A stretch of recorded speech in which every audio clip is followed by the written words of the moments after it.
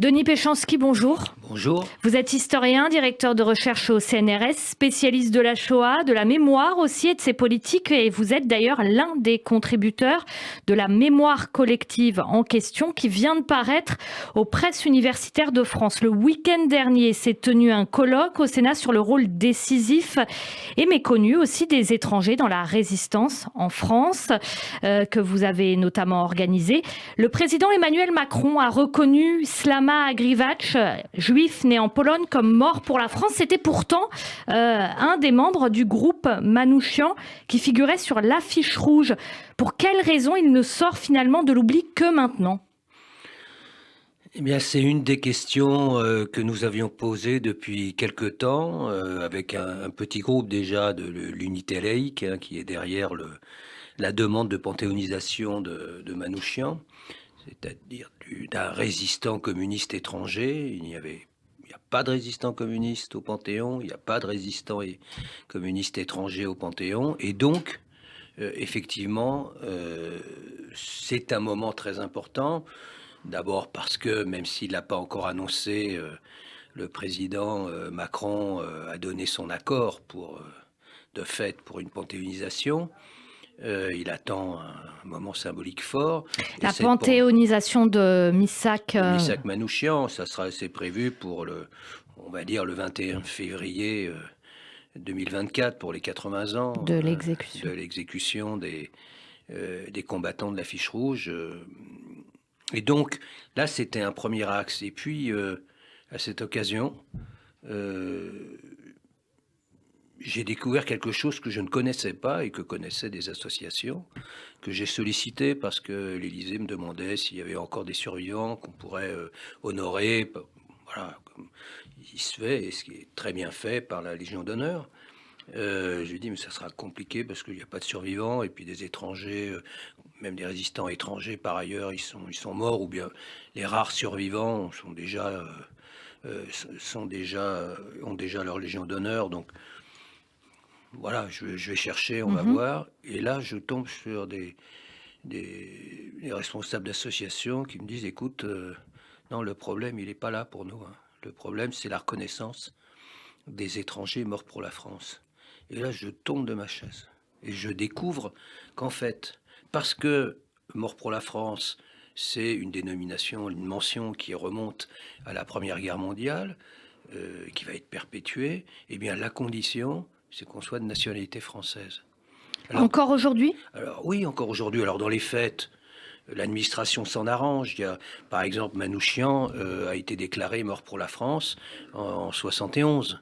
Et l'essentiel du groupe en 71-72. C'est une exception, en fait. Donc, ce qui se passe, c'est que au coup par coup, l'administration s'adapte. Mais c'est absurde.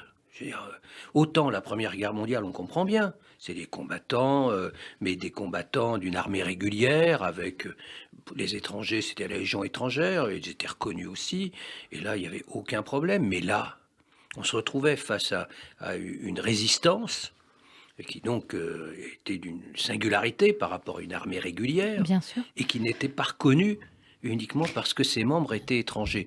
Pour une partie, mais il faut avoir une idée quand même de ce que ça signifie. Ça veut dire que les règles ne sont pas les mêmes, grosso modo. Oui. Pour la même chose, pour les mêmes faits, les règles ne sont pas les mêmes, en tout cas telles qu'elles sont établies, si on est français ou étranger, c'est ça ? Exactement. Vous prenez le Mont Valérien, oui. Parce que ça a été le premier travail que nous avons fait avec le ministère, parce que quand le ministère des Anciens Combattants est tombé là-dessus, et puis l'Élysée aussi, a dit non mais ça peut pas durer. Bon, donc ça a été très vite, très efficace, et sur le Mont Valérien, ça a été l'annonce de la ministre.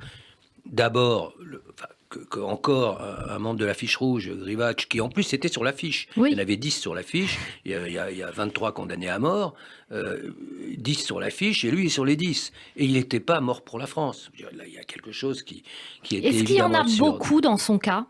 Sur le Mont Valérien, lui y compris, ça faisait 87 étrangers qui ne sont pas déclarés morts pour la France. Mais 87 étrangers, sachant que sur les 1000 exécutés du Mont Valérien, il y en a 185 ou 186 étrangers. Ça veut dire que la moitié des étrangers exécutés au Mont-Valérien ne sont toujours pas reconnus morts pour la France. Alors que le Français qui a fait exactement la même chose, otage ou résistant condamné à mort, lui a été reconnu mort pour la France. C'est ça que le président Macron a demandé de revoir. Il a chargé la secrétaire d'État et ça va être revu quand? Ça se passe... C'est en cours. C'est en cours. C'était la demande, et c'est vrai que à ce colloque dont vous parlez, dont j'avais la responsabilité scientifique sur histoire et mémoire des étrangers dans la résistance, il y a eu un moment d'une charge émotionnelle extraordinaire. C'est quand la ministre est venue et a signé la mention mort pour la France. Et elle-même a eu du mal, tellement c'était émouvant.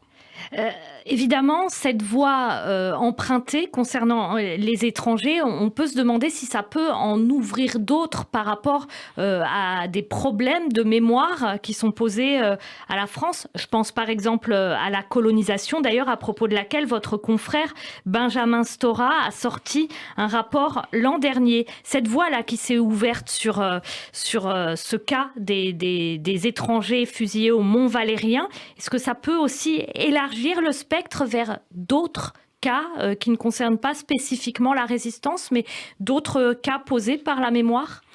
Il est clair que quand on réfléchit à la politique suivie par le président de la République en matière de mémoire, il y accorde une importance majeure. On est dans une volonté de convergence mémorielle. Donc, par exemple, sur la guerre d'Algérie, oui, ça veut dire qu'on ne doit pas oublier les combattants de l'indépendance, mais on ne doit pas oublier ce qu'on a appelé les pieds noirs, on ne doit pas oublier les harkis, etc. C'était un peu le fil conducteur du rapport de Benjamin Stora et plus généralement des mesures qui ont été prises. C'est quand même, j'étais présent à l'Élysée pour cette cérémonie, c'est la première fois que la France demande pardon. Ça, c'est pour les harkis. Pour l'historien que vous êtes, qui est spécialiste des questions de mémoire, c'est important le pardon. Qu'est-ce que ça change de dire pardon? Je suis contre la repentance. C'est quoi la différence entre le pardon et la repentance? La repentance, c'est-à-dire de demander pardon à n'importe quelle occasion de quelque chose dont on n'a pas la responsabilité. Je donne l'exemple sur la Shoah, sur la déportation des Juifs de France. Là, c'était il y a déjà de nombreuses années, mais des syndicats de police qui viennent en repentance au mémorial de la Shoah pour demander une sorte de pardon, ils ne sont pas responsables. Et beaucoup plus efficacement dans la foulée, le préfet de police, avec le mémorial de la Shoah, et j'y ai participé de nombreuses années, organise la formation des nouveaux entrants de la préfecture de police de Paris avec un stage d'une journée au mémorial. Ils voient un film qui s'appelle « La police sous l'occupation », qui n'est pas vraiment un hommage à la police sous l'occupation. Ils entendent des témoins, les rares survivants maintenant, qui leur disent pas vraiment qu'ils ont été arrêtés par les Allemands. Et puis ils entendent un historien comme moi qui leur explique un peu comment ça fonctionne. Et après, tout de suite, l'interrogation, la stupéfaction, c'est... Moi, je me souviens une anecdote. Alors là, dans ce cas-là, pour la police, eh bien, là, pour moi, dans ce cas-là, non, parce qu'ils ne sont pas responsables. Simplement, il faut qu'ils connaissent cette histoire, parce que c'est la même institution.